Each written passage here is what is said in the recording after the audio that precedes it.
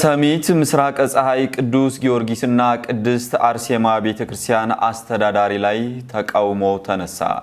ተጨማሪ ያለን ትላንት በዕለተ ሰንበት ገብርኄር ብለን ባከበርነው በአብይ ጾም 6ኛ ሳምንት በአዲስ አበባ ሀገረ ስብከት ስር በሚገኘው የሰሚት ምስራቅ ፀሐይ ቅዱስ ጊዮርጊስና ቅድስት አርሴማ ቤተክርስቲያን ከዕለተ ሰንበት የረፋድ መርሃ ግብር በኋላ በቤተክርስቲያኗ አጥር ግቢ ውስጥ የደብሩ አስተዳዳሪ በሆኑት በመልአከ ሰላም አይነ ኩሉ ታደሰ ላይ ከፍተኛ ጩኸት ያለበት የተቃውሞ ድምጽ ተነስቷል።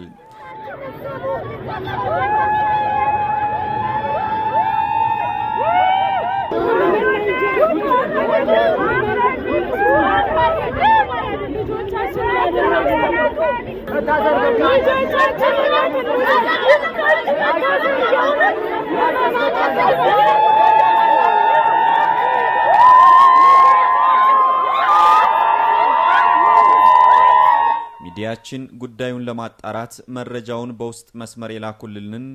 ለጊዜው ስማቸው እንዲጠቀስ ያልፈለጉ የቤተ ክርስቲያኗን አባል የጠየቀ ሲሆን የተቃውሞው መነሻ የደብሩ አስተዳዳሪ የሆኑት መላከ ሰላም አይነ ኩሉ ታደሰ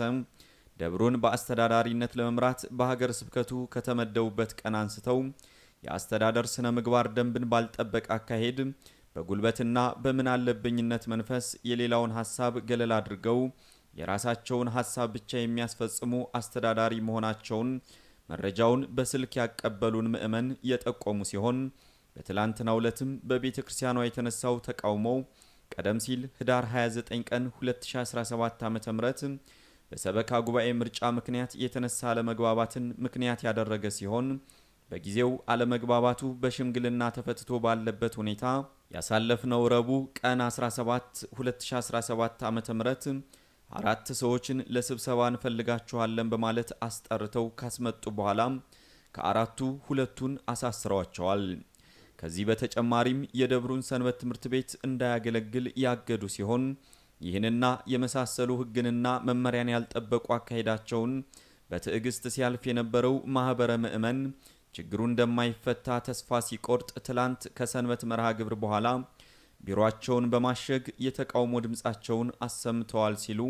መረጃውን አድርሰውልናል። በቪዲዮ ከተሰሙት የተቃውሞ ድምጾች መካከልም ለቀው ይውጡልን፣ ሰማዕቱ ጊዮርጊስ ቁምልን የሚሉና ተመሳሳይ የተቃውሞ ድምጾች ሲሆን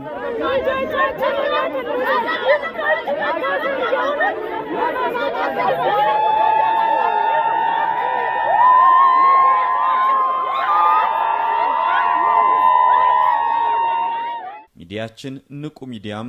ጉዳዩን ለማጣራት ተቃውሞ ወደ ተነሳባቸው የሰሚት ምስራቅ ፀሐይ ቅዱስ ጊዮርጊስና ቅድስት አርሴማ ቤተክርስቲያን አስተዳዳሪ ስልክ የደወልን ሲሆን አስተዳዳሪው በበኩላቸው የተቃውሞ ድምጽ የመላ ምእመናን ድምጽ የሚወክል አይደለም፣ በበኩሌ ያሳሰርኩት ሰውም ሆነ ያገድኩት ሰንበት ትምህርት ቤት የለም ሲሉ